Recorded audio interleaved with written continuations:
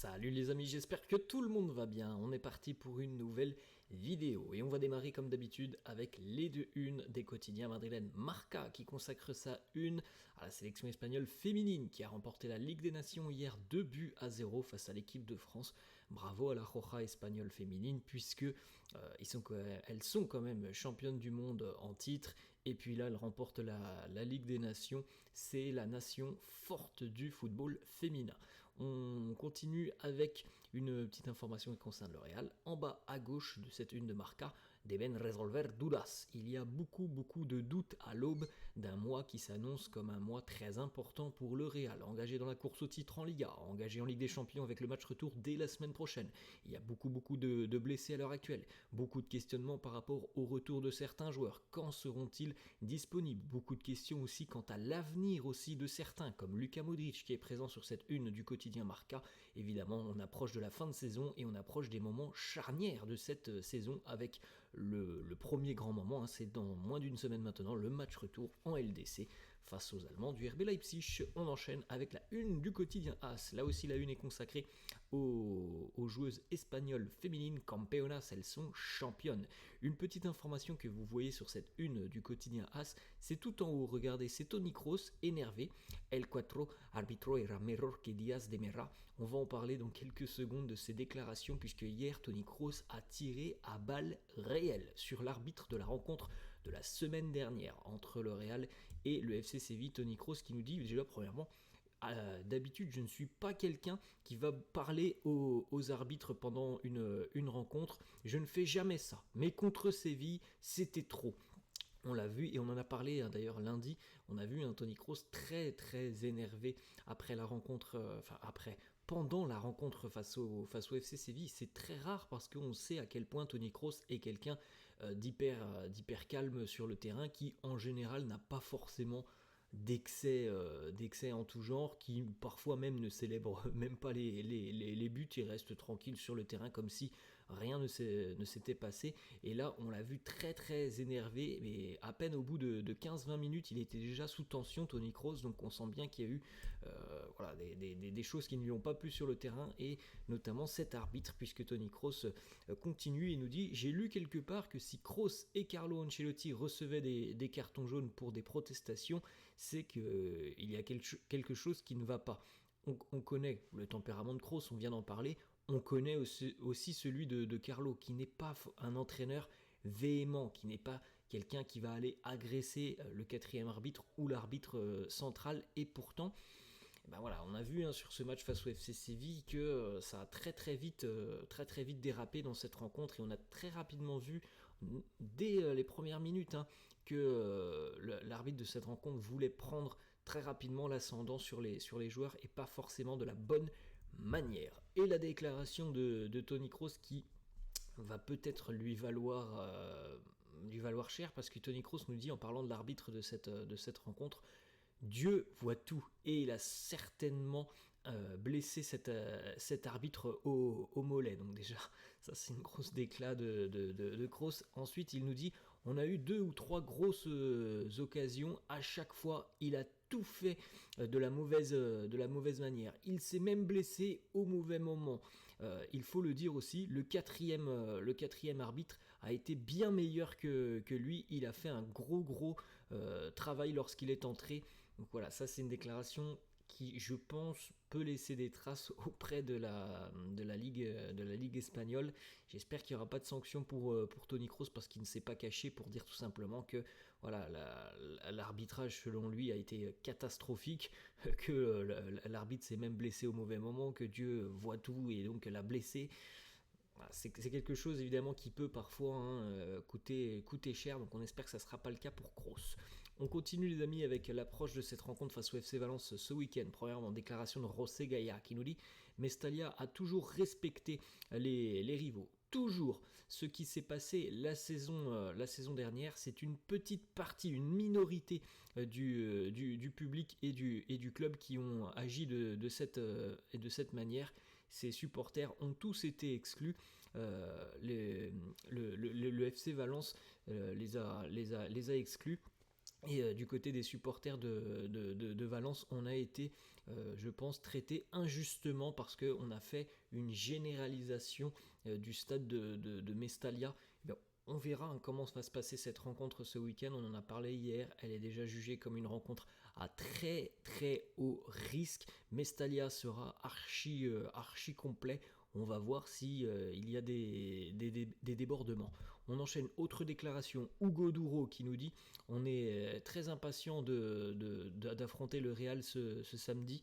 J'espère que Vinicius ne pense pas que ceux qui l'ont insulté la saison dernière représentent tous les Valencians. Ça va être un environnement hostile pour lui, mais avec tout le respect du monde. Et bien, c'est tout ce que l'on souhaite pour le Real et pour Vinicius, notamment parce qu'on sait que c'est souvent lui qui est la cible justement des supporters adverses. On continue les amis avec une petite photo de Jude Bellingham à l'entraînement hier, et malheureusement c'est pas c'est une bonne nouvelle à demi-mot parce que il s'entraîne, mais il s'est entraîné en solo sur le terrain, donc il n'a pas participé à l'entraînement collectif, ce qui veut dire qu'il y a peu de chances que Bellingham soit disponible pour affronter Valence ce week-end. Alors c'est pas exclu, hein, il peut revenir aujourd'hui ou demain, mais en tout cas ce dont on avait parlé je crois lundi ou mardi prend de l'ampleur, c'est-à-dire que certainement que Bellingham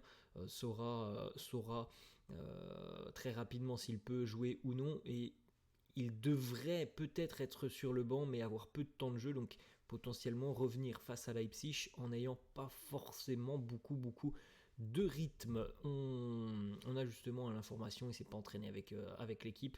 Pour le moment, personne ne sait s'il sera disponible pour affronter le FC Valence. On continue avec Eder Militao, lui aussi entraînement en individuel sur le terrain. Toujours pas de date de retour à l'entraînement collectif pour Eder Militao, mais on le sait déjà depuis quelques semaines. C'était prévu, c'est prévu comme ça, que ça soit dans le courant du mois de mars. Nous sommes le 29 février, dernier jour de ce mois de février, donc le retour est visiblement tout proche pour Militao. On enchaîne les amis avec une information du quotidien Relevo qui nous annonce que le Real a tranché par rapport au futur du jeune latéral brésilien Vinicius Tobias, qui a fait très rarement des apparitions avec l'équipe première et qui fait partie notamment du groupe de la Castilla. Vinicius Tobias a de très grandes chances de quitter le Real cet été. Le club n'a pas été convaincu par ses performances et à moins que la situation ne change jusqu'en fin de saison, ce qui semble assez peu probable, ça fait quand même plus d'un an et demi qu'il est là maintenant, et que du côté du Real, on espérait voir un joueur capable de franchir des paliers importants dans la carrière d'un jeune joueur. Ça n'a pas forcément été le cas, donc il y a peu de chances que le Real le conserve en fin de saison. On continue avec une information Marca qui concerne Andriy Lunin. Vous le savez, l'avenir du portier ukrainien sera aussi au centre des débats en fin de saison. Alors quid de son avenir, comme on le sait, hein.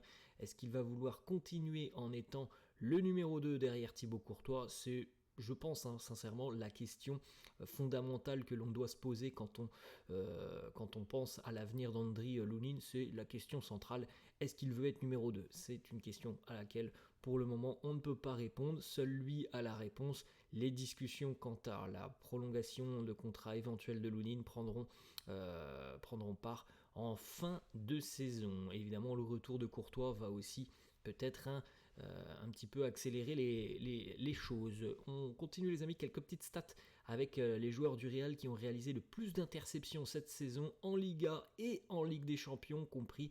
Fede Valverde loin devant tout le monde en tête. Alors faut aussi le dire, Fede Valverde est le joueur qui a joué le plus de minutes cette saison sous les couleurs du Real. C'est l'un des joueurs qui est choisi en haut de la liste par Carlo Ancelotti lorsqu'il compose sa compo d'équipe.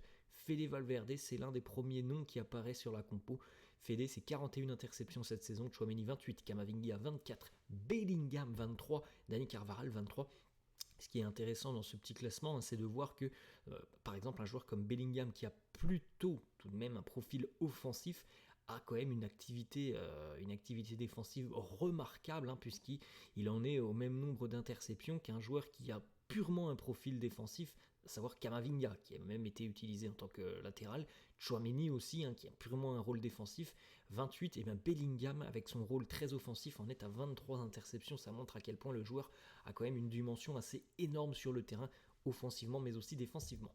On continue les amis avec une information. Mario Cortegana, journaliste Marca, qui annonce que Alphonso Davies a déjà informé le Real que sa priorité était de s'engager avec les Merengues. Bon, ça fait quelques jours que l'on parle de ce dossier Alphonso Davies. Le petit résumé de la situation, c'est que maintenant on sait qu'il y a deux options pour le Real en ce qui concerne Alphonso Davies. Une signature cet été à un prix raisonnable. D'après les infos qui sont sorties depuis quelques jours, le Real serait prêt à mettre 35-40 millions d'euros pour Davies. La deuxième option, c'est la signature gratuite du joueur en 2025, donc il faudrait attendre un an. Maintenant, c'est au Bayern de trancher. Est-ce qu'ils veulent perdre le joueur gratuitement l'année prochaine? On a bien compris, notamment avec les déclarations hier de Max Eberl, que c'est pas du tout l'option envisagée par le Bayern de perdre le joueur gratuitement. Donc s'ils n'arrivent pas à tomber d'accord pour une prolongation de contrat, je pense que le Bayern écoutera les offres dès cet été. On continue les amis et on va clôturer avec quelques petites informations. Premièrement, on en a parlé un petit peu hier et ça semble être l'officialisation.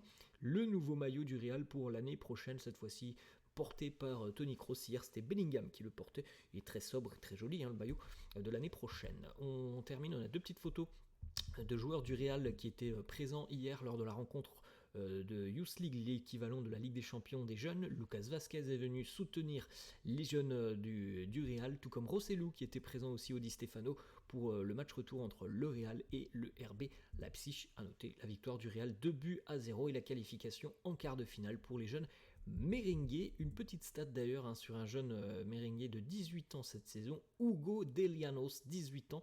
Il est le meilleur buteur de la Castilla A, avec 20 buts et 7 passes décisives, donc véritablement un nom qu'il faudra surveiller à l'avenir. Voilà les amis, la fin de cette vidéo, j'espère que ça vous a plu. N'hésitez pas comme d'hab à lâcher un petit pouce bleu, n'hésitez pas non plus à vous abonner à la chaîne. Je vous laisse et je vous dis à la prochaine. Ciao.